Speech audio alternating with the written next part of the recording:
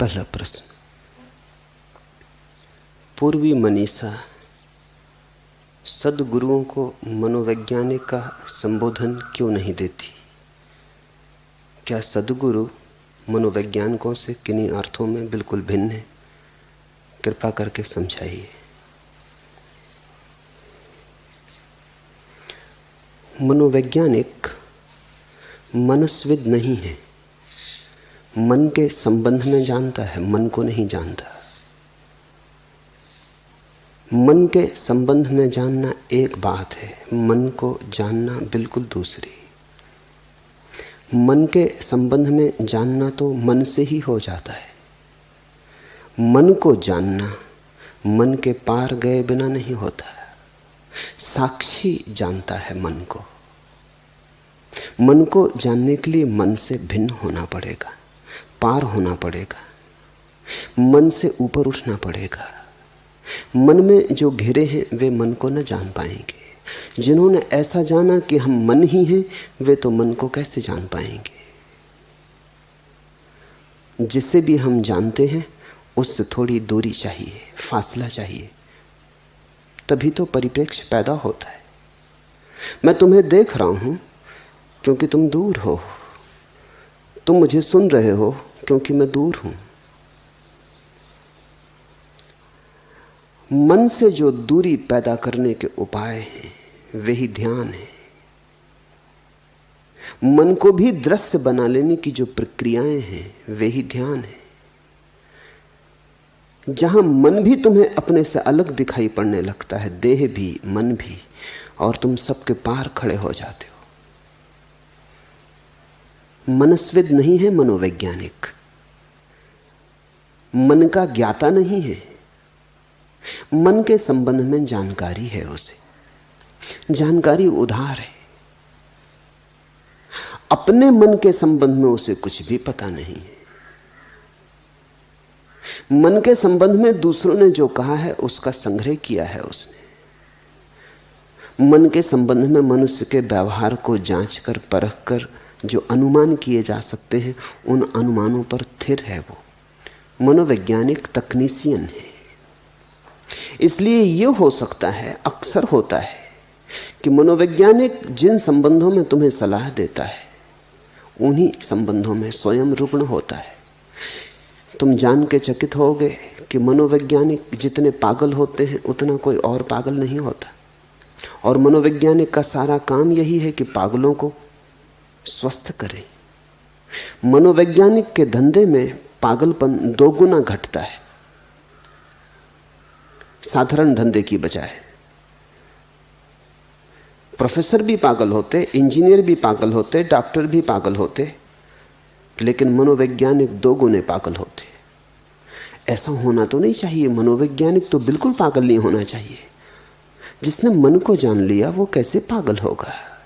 मन को जाना नहीं, मन के संबंध में जानकारी कर ली है तो शायद दूसरे को सलाह भी दे देते हैं, लेकिन दूसरे को दी गई सलाह अपने भी काम नहीं पड़ती। यह भी तुम स्मरण रखना कि मनोवैज्ञानिक के धंधे में लोग 2 गुनी आत्महत्याएं करते हैं। ये तथ्य घबराने वाले हैं। फिल्म अभिनेता आत्महत्या करते हैं, राजनेता आत्महत्या करते हैं, कवि लेखक आत्महत्या करते हैं, दार्शनिक आत्महत्या करते हैं। मनोवैज्ञानिक 2 गुनी आत्महत्या करते। मनोवैज्ञानिक को तो आत्महत्या करनी ही नहीं चाहिए। जिसने अपने मन को समझ लिया उसके लिए आत्महत्या जैसी रुग्ण दशा घटेगी असंभव, पर ऐसा होता नहीं। एक मनोवैज्ञानिक अपने मरीज से बोला कि तुम ठीक किया, आ गए, अगर 10 मिनट और ना आते तो मैं मनोविश्लेषण तुम्हारे बिना ही शुरू करने वाला था। ऐसे मनोवैज्ञानिक हैं। एक मनोवैज्ञानिक अपने मरीज की बातें सुन रहा था। मरीज ने कहा कि मुझे ऐसा वहम हो गया है कि मेरे ऊपर कीड़े मकोड़े चलते रहते। जानता हूं कि ये भ्रम है, लेकिन दिन भर मुझे ये ख्याल बना रहता है कि ये गया, ये चढ़ा, सिर पे जा रहा, पैर में जा रहा, कपड़े में घुस गया। और खड़े होकर उसने अपने कपड़े झटकारे। मनोवैज्ञानिक का ठहर, इतने जोर से मत झटकार, कहीं मुझ पर न गिर जाए। जिसे हम मनोवैज्ञानिक कहते हैं वो वहीं खड़ा है जहां रुग्ण व्यक्ति खड़े। भेद अगर कुछ है तो जानकारी का है। भेद अगर कुछ है अंतरात्मा का नहीं है। मनोवैज्ञानिक ने मन के संबंध में अध्ययन किया है, मन के संबंध में अभी जागरूक नहीं हुआ, इसलिए हम सद्गुरुओं को मनोवैज्ञानिक नहीं कहते। और भी कुछ बात ख्याल लेने की है। दूसरी बात, मनोवैज्ञानिक का काम है कि जो असमायोजित हो गए हैं, मेल एडजस्टेड हो गए हैं, जो जीवन की धारा में पिछड़ गए हैं, जो किसी तरह रुग्ण हो गए हैं, उन्हें सुसमायोजित करे, एडजस्ट कर दे, फिर से जीवन की धारा का अंग बना दे। जो लथड़ गए, पिछड़ गए, उन्हें जीवन के साथ चला दे, रुग्ण को सामान्य बना दे। सद्गुरु का काम रुग्ण के तरफ नहीं है, सद्गुरु का काम है स्वस्थ को सहायता देना। मनोविज्ञान का काम है अस्वस्थ को सहायता देना।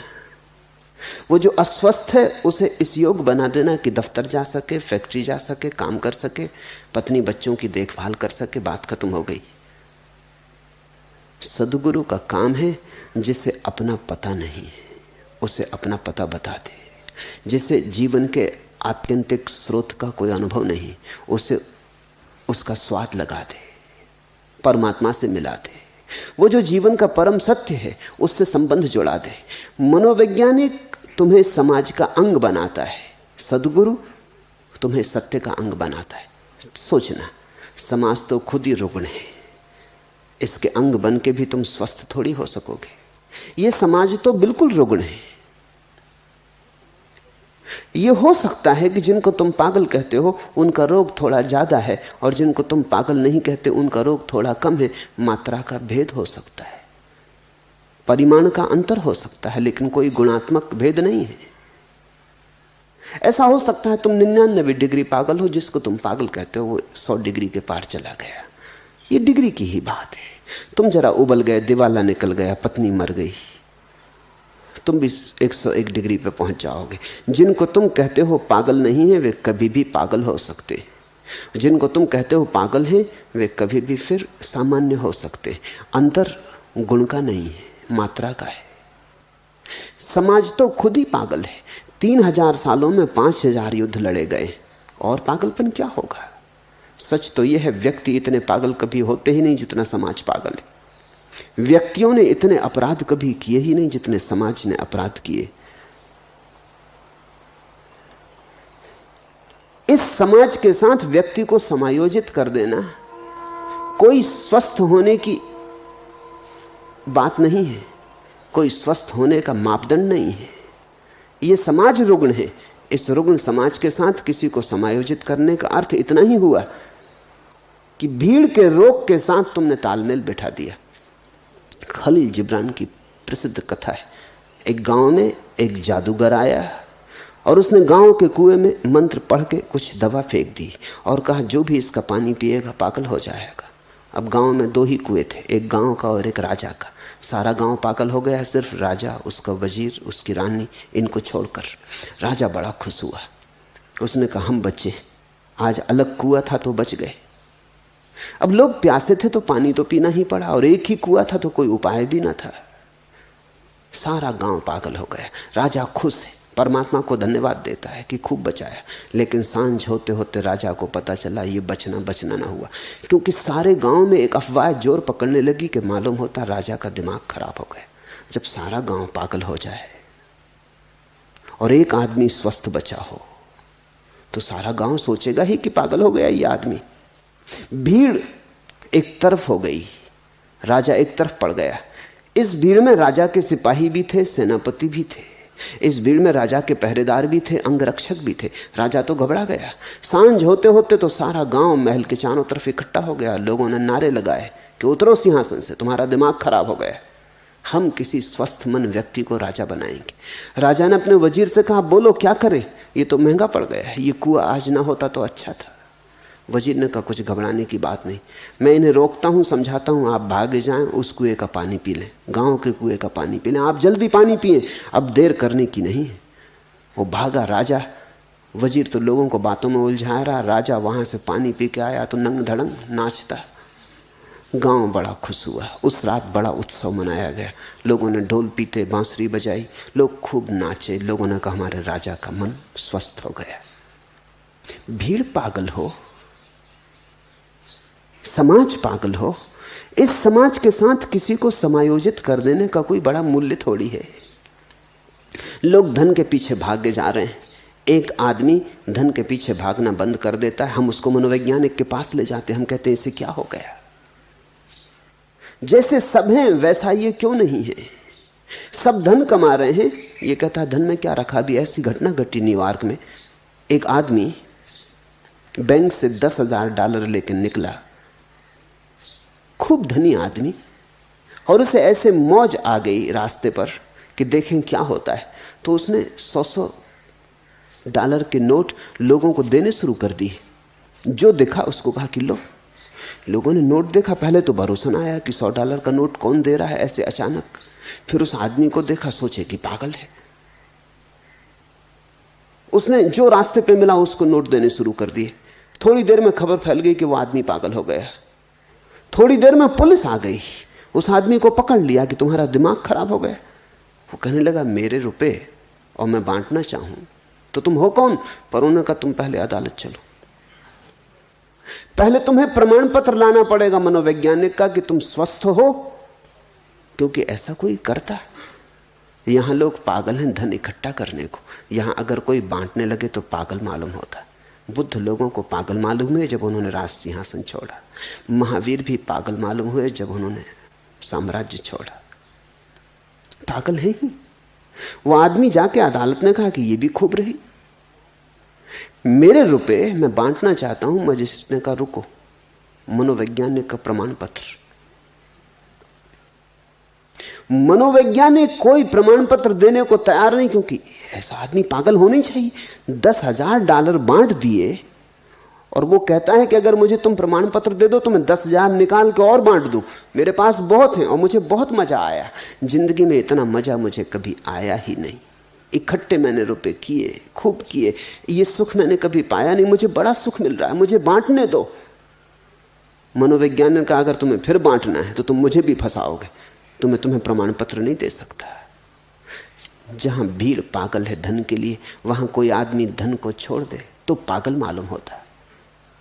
जहां लोग हिंसा से भरे हैं, वहां कोई प्रेम से भर जाए तो पागल मालूम होता। जीसस को फांसी ऐसे ही थोड़ी थी, पागल मालूम हुआ, क्योंकि लोगों से कहने लगा कोई तुम्हारे गाल पर थप्पड़ मारे तो दूसरा गाल उसके सामने कर देना। अब ये पागल ही कोई कहेगा?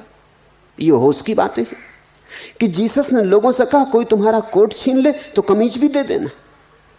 ये कोई होश की बातें हैं? कभी किसी समझदार ने ऐसा कहा है? कोई कौटिल्य, कोई मैकियावेली ऐसा कहेगा? बुद्धिमान कभी ऐसा कहे? इस आदमी का दिमाग फिर गया है।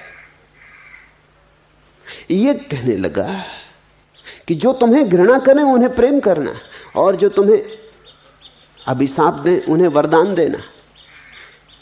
इसको सूली लगानी जरूरी हो गई। सूली पे लटक के भी इसने अपना पागलपन न छोड़ा। सूली से अंतिम बात भी यही कि हे प्रभु इन सबको क्षमा कर देना, क्योंकि ये जानते नहीं ये क्या कर रहे हैं। लेकिन उन करने वालों से पूछो, वो भली भांति जानते हैं कि क्या कर रहे हैं। वो एक पागल से छुटकारा पा रहे हैं। ये कोई बात है? कोई चांटा मारे तुम दूसरा गाल कर देना। जीसस से एक शिष्य ने पूछा कि कोई एक बार मारे तो हम माफ कर दें, लेकिन कितनी बार? जीसस ने कहा 7 बार। नहीं 77 बार।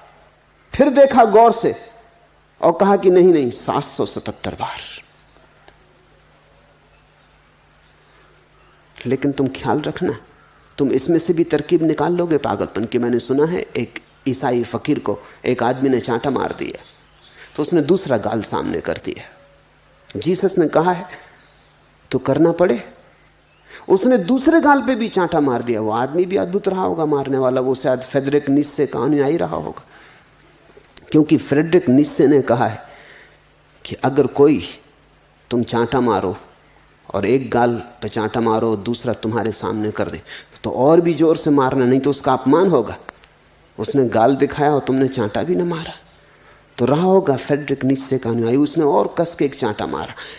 सोचता था कि अब ये फिर पुराना गाल करेगा, लेकिन वो फकीर उसकी छाती पे चढ़ बैठा। वो बोला, भाई रुको, ये क्या बात है? तुम्हारे गुरु ने कहा है कि जो एक गाल पे चांटा मारे दूसरा करना। उसने कहा कि दूसरा गाल बता दिया, तीसरा तो है ही नहीं। और गुरु ने इसके आगे कुछ भी नहीं कहा। अब मैं मुख्तियार खुद, अब मैं तुझे बताता हूं। आदमी पागल है। अगर वो नियम का थोड़ा पालन भी करता है तो बस एक सीमा तक, जहां तक नियम, मुर्दा नियम पालन करना है कर लेता है, लेकिन उसके बाद असलियत प्रकट होती। सदगुरु तुम्हें भीड़ के साथ एक नहीं करता, सदगुरु तुम्हें भीड़ से मुक्त करता है। इसलिए सदगुरु को मनोवैज्ञानिक कैसे कहें? कल तुमने सुना अष्टावक्र का सूत्र। जो ज्ञाता है, ज्ञानी है, वो लोकवत व्यवहार नहीं करता, भीड़ की तरह व्यवहार नहीं करता। उसके जीवन में न भीड़ होती न भेड़ चाल होती। वो न किसी का अनुयायी होता है, न किसी के पीछे चलता। अनुकरण उसकी व्यवस्था नहीं होती। वो अपने बोध से जीता है, वो स्वतंत्र होता है। अष्टावक्र कहते हैं स्वच्छंद होता है, उसकी स्वतंत्रता परम है। अगर वो जीता है तो अपने अंतरतम से जीता है। जो उसका अंतरतम कहता है वही करता है, चाहे कोई भी कीमत और कोई भी मूल्य क्यों ना चुकाना पड़े। सुकरात को जब सूली दी जाती थी, जहर पिलाया जाता था, मारने की आज्ञा दी गई थी, तो मजिस्ट्रेट को भी उस पर दया आई थी और उसने कहा था, एक अगर तू वचन दे दे तो हम तुझे क्षमा कर दें। इतना तू वचन दे दे कि अब तू जिसको तू सत्य कहता है उसकी बातचीत बंद कर देगा तो हम तुझे क्षमा कर दें। सुकरात ने कहा, फिर जीकर क्या करूंगा? जीने का अर्थ ही क्या है? जहां सत्य की बात ना हो, जहां सत्य की चर्चा ना हो, जहां सत्य की सुगंध ना हो, तो जीने का अर्थ क्या है? इससे बेहतर मर जाना है। तुम मुझे मौत की सजा दे दो, मैं रहूंगा तो मैं सत्य की बातें करूंगा ही। मैं रहूंगा तो और कोई उपाय ही नहीं, मेरे रहने से सत्य की सुगंध निकलेगी। मजिस्ट्रेट को लगा होगा सुकरात पागल है, मौत चुन रहा है। तुमने चुनी होती मौत, तुम कहते छोड़ो सत्य इत्यादि, इसमें रखा क्या है, पाया क्या? उपद्रव में पड़े। अगर सब झूठ बोल रहे हैं और सारा जीवन झूठ से चल रहा है तो इसी में कुशलता है, इसी में है समझदारी कि तुम भी झूठ बोलो, लोगों के साथ चलो, लोग जैसे हैं वैसे रहो, भेड़ चाल। एक स्कूल में एक शिक्षक ने अपने बच्चों से पूछा कि अगर एक घर के भीतर आंगन में 10 भेड़ें बंद हों और एक छलांग लगा के दीवार से बाहर निकल जाए तो कितनी भीतर रहेंगी? एक बच्चा जोर से हाथ हिलाने लगा। उसने कभी हाथ हिलाया भी न था। वो बच्चा सबसे ज्यादा कमजोर बच्चा था। शिक्षक बड़ा खुश हुआ। उसने कहा, अच्छा पहले तू उत्तर दे। उसने कहा, एक भी ना बचेगी। शिक्षक ने कहा, पागल हुआ है? मैं कह रहा हूं 10 भेड़ें भीतर और एक छलांग लगा के निकल जाए तो भीतर कितनी बचेंगी? तुझे गणित आता है कि नहीं? तुझे गिनती आती कि नहीं? उस छोटे लड़के ने कहा कि गिनती आती हो या ना आती हो, भेड़ें मेरे घर में, मैं भेड़ों को जानता हूं। एक छलांग लगा गई, सब लगा गए। गणित तुम समझो, भेड़ों को मैं समझता हूं। और भेड़ें गणित को नहीं मानती। भेड़ तो अनुकरण से जीती है, भीड़ भेड़ है। सदगुरु तुम्हें भीड़ से मुक्त कराता है। सदगुरु तुम्हें समाज के पार ले जाता है। सदगुरु तुम्हें शाश्वत के साथ जोड़ता है। समाज तो सामयिक है, क्षणभंगुर है, रोज बदलता रहता। आज कुछ, कल कुछ, नीति बदलती, इसकी शैली बदलती, इसकी ढंग ढांचा बदलता है, इसका व्यवस्था रोज बदलती रहती। सदगुरु तुम्हें उससे जुड़ा देता है जो कभी नहीं बदलता, जो सदा जैसा था वैसा है, वैसा ही रहेगा। सदगुरु तुम्हें परमात्मा से मिलाता है और परमात्मा ही तुम्हारा आत्यंतिक स्वभाव है। इसलिए हम सदगुरु को मनोवैज्ञानिक नहीं कहते और मनोवैज्ञानिक सदगुरु नहीं है। फिर यह भी ख्याल रखना, मनोवैज्ञानिक के पास तुम जाते हो जब तुम रुग्ण होते हो। सद्गुरु के पास तुम तब जाते हो जब तुम सब भांति स्वस्थ होते हो और अचानक पाते हो जीवन में कोई अर्थ नहीं। इस भेद को ख्याल रखना। मेरे पास लोग आ जाते हैं कभी, वो कहते हैं कि हमारे सिर में दर्द है। मैं कहता हूं डॉक्टर के पास जाना चाहिए। कोई कहता है कि तबीयत खराब रहती है तो चिकित्सा करवानी चाहिए। मैं इसलिए यहां नहीं हूं कि तुम्हारी तबीयत खराब रहती है उसका मैं इंतजाम करूं, तो डॉक्टर किस लिए? जिसका काम वो करे। तुम मेरे पास तब आओ जब सब ठीक हो, और फिर भी तुम पाओ कि कुछ भी ठीक नहीं। धन है, पद है, प्रतिष्ठा है, और हाथ में राख ही राख। सफलता मिली है और हृदय में कुछ भी नहीं, एक फूल नहीं खिला, एक गीत नहीं उमगा, कंठ सूखा का सूखा रह गया। बाहर सब हरियाला हरियाला है और भीतर सब मरुथल है, और एक भी मरुद्धान का पता नहीं, जरा भी छाया नहीं, धूप ही धूप, तड़फन ही तड़पन। जब तुम्हारे पास सब हो और तुम पाओ कि कुछ भी नहीं है, तब खोजना सद्गुरु को। जब तुम्हारी सफलता असफलता सिद्ध हो जाए, तब खोजना सद्गुरु को। जब तुम्हारा धन तुम्हारे भीतर की निर्धनता बता जाए, तब खोजना सद्गुरु को। जब तुम्हारी बुद्धिमानी बुद्धूपन सिद्ध हो जाए, तब खोजना सद्गुरु को। सद्गुरु के पास जाना ही तब जब ये जीवन व्यर्थ मालूम होने लगे, तो वो किसी और जीवन की तरफ तुम्हें ले चले, किसी नए आयाम की यात्रा कराए। मनोवैज्ञानिक के पास तुम जाते हो तो तुम्हारा संबंध वही है जो तुम चिकित्सक के पास जाते हो। चिकित्सक तुम्हारा गुरु नहीं है। तुम्हारे पैर में चोट लग गई है, तुम डॉक्टर के पास गए, उसने मलहम पट्टी कर दी। डॉक्टर तुम्हारा गुरु नहीं है। गुरु एक प्रेम का संबंध है, अपूर्व प्रेम का संबंध है। गुरु इस जगत में सबसे गहन प्रेम का संबंध है। उसने तुम्हारे पैर पर मलहम पट्टी कर दी, तुमने उसकी फीस चुका दी, बात खत्म हो गई। गुरु से जो नाता है वो हार्दिक है। तुम कुछ भी चुका के गुरु ऋण चुका ना पाओगे। जब तक कि तुम उस अवस्था में ना आ जाओ जहां तुम्हारे भीतर छिपा गुरु प्रकट ना हो जाए, तब तक गुरु ऋण नहीं चुकेगा। तो गुरु का संबंध कुछ किसी और दिशा से है। तुम्हारे हृदय में एक उमंग उठती, किसी के पास होकर तुम्हें झलक मिलती परम सत्य की।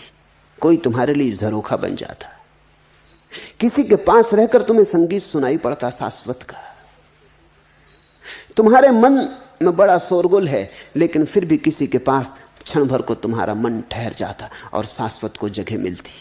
किसी के पास तुम्हें स्वर सुनाई पड़ने लगते, दूर के पार के, तारों के पार से जो आते। और किसी की मौजूदगी में तुम्हारे भीतर कुछ उठने लगता, कुछ सोया जगने लगता। सद्गुरु कैटालिटिक एजेंट है, उसकी मौजूदगी में कुछ घटता है। सद्गुरु कुछ करता नहीं, मनोवैज्ञानिक कुछ करता है, मनोवैज्ञानिक तकनीशियन है। सद्गुरु कुछ करता नहीं, उसकी मौजूदगी में कुछ होता है। सद्गुरु करता तो है ही नहीं, क्योंकि करता छोड़ के ही तो वो सद्गुरु हुआ है। उसने प्रभु को कर्ता बना लिया है, खुद तो शून्य हो गया है, निमित्त मात्र, बांस की पोली बांसुरी हो गया है। अब सद्गुरु कुछ करता नहीं, लेकिन उसके पास महत्व घटता है, बहुत कुछ होता है। सद्गुरु को मनोवैज्ञानिक नहीं कहा जा सकता। पहली बात, सद्गुरु वैज्ञानिक नहीं है।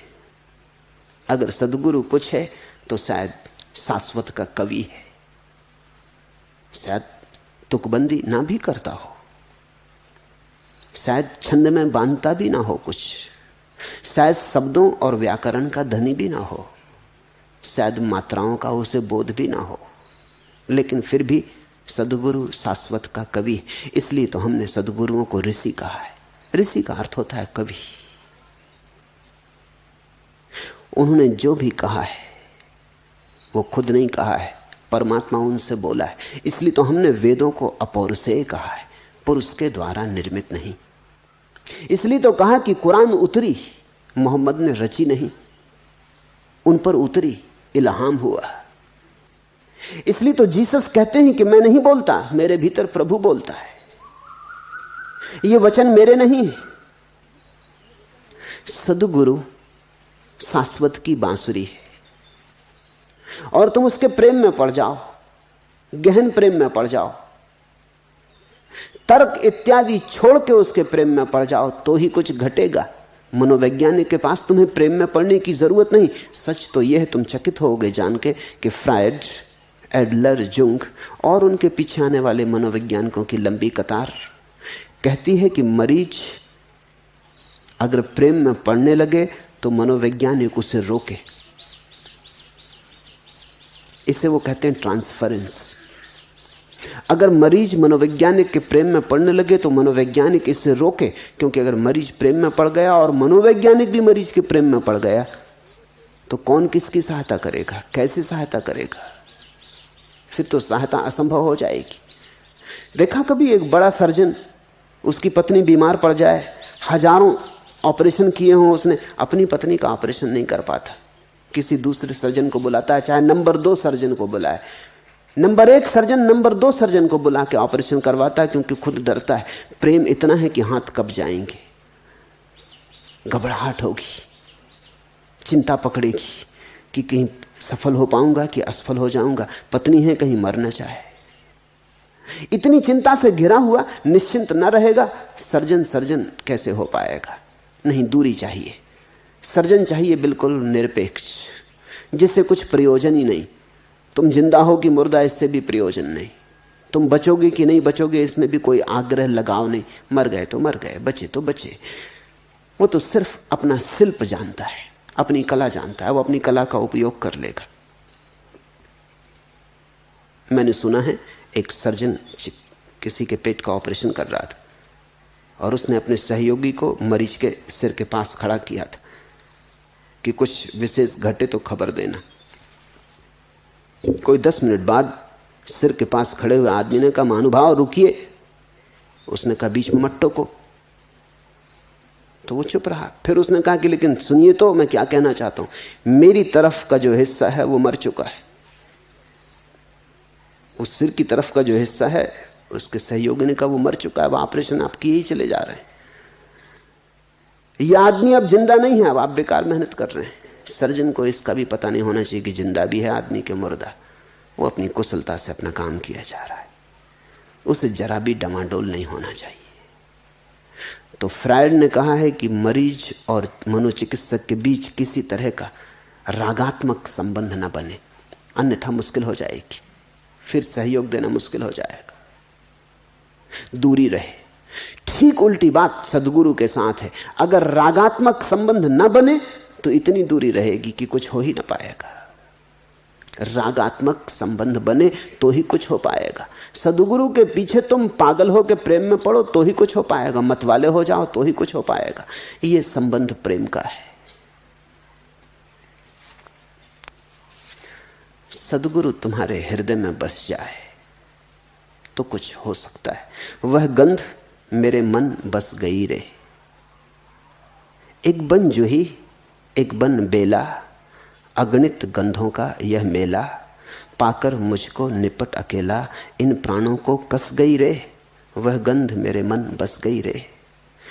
एक दिन पश्चिम एक दिन पूरब, भटक रहे हैं गंध पंख सब, रोम रोम के द्वार खोलकर वह अंतर में धस गई रे, वह गंध मेरे मन बस गई रे।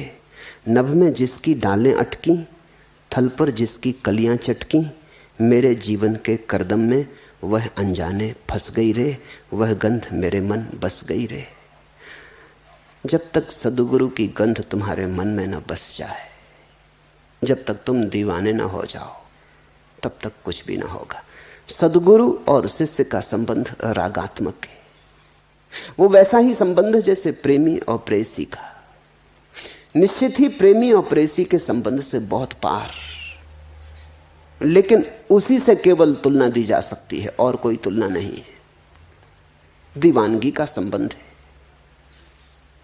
रोम रोम के द्वार खोलकर वह अंतर में धस गई रे, वह गंध मेरे मन बस गई रे, तो ही कुछ रूपांतरित होता है। तुम बदलोगे तभी जब तुम प्रेम में झुकोगे। मनोवैज्ञानिक के पास झुकना आवश्यक नहीं है, झुकने का कोई सवाल नहीं है। मनोवैज्ञानिक तकनीशियन है। मनोवैज्ञानिक के प्रति समर्पण का कोई प्रश्न नहीं है। मनोवैज्ञानिक कुछ जानता है, उसके जानने के तुम दाम चुका देते हो, बात खत्म हो गई। धन्यवाद देने की भी आवश्यकता नहीं है। सद्गुरु कुछ जानता है ऐसा नहीं, सद्गुरु कुछ हो गया है। सद्गुरु के आंगन में आकाश उतरा है। सद्गुरु के सूने अंतरात्मा के सिंहासन पर प्रभु विराजमान हुआ है। यहां कंजूसी से ना चलेगा, यहां तो उछल के डुबकी ले सकोगे तो ही कुछ हो सकेगा। इसलिए पश्चिम ने तो अब मनोविज्ञान को भी गुरु कहना शुरू कर दिया है। पूरब ने कभी गुरु को मनोवैज्ञानिक नहीं कहा, और पूरब को कभी मनोवैज्ञानिक को जन्म देने की जरूरत नहीं पड़ी। जहां गुरु हो वहां मनोवैज्ञानिक की कोई खास जरूरत नहीं है। मनोवैज्ञानिक तो एक परिपूरक, सस्ता परिपूरक है। मनोवैज्ञानिक खुद उन्हीं उलझनों में उलझा है जिन उलझनों से वो मरीज को मुक्त करवाने की कोशिश कर रहा है। सद्गुरु उन उलझनों के पार है, और जो पार है उसका ही सत्संग काम आ सकता है।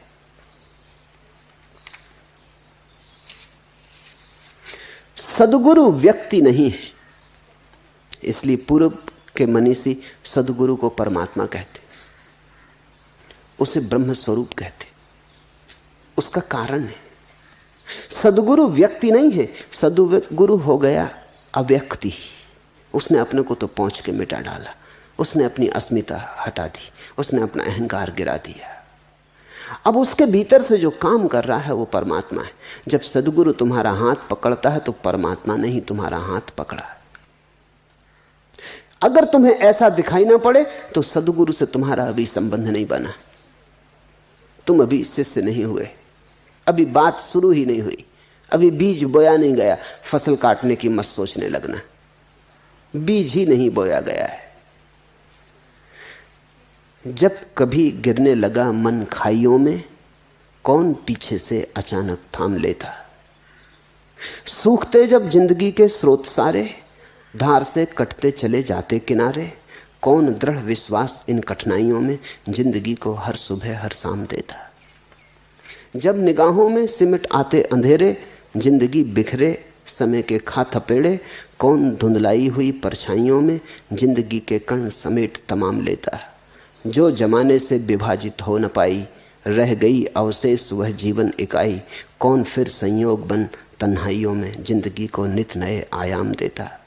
जब तुम्हें किसी व्यक्ति में अव्यक्ति का दर्शन हो जाए, जब किसी व्यक्ति में तुम्हें शून्य का आभास हो जाए, जब किसी आकृति में तुम्हें निराकार प्रतीत होने लगे, जब किसी की मौजूदगी तुम्हारे लिए परमात्मा की सघन मौजूदगी बन जाए, तो सद्गुरु से मिलना हुआ। सद्गुरु को खोजना पड़ता, मनोवैज्ञानिक को खरीदना पड़ता। मनोवैज्ञानिक धन से मिल जाए, सद्गुरु तो मन को चढ़ाने से मिलता है। दोनों अलग बातें हैं।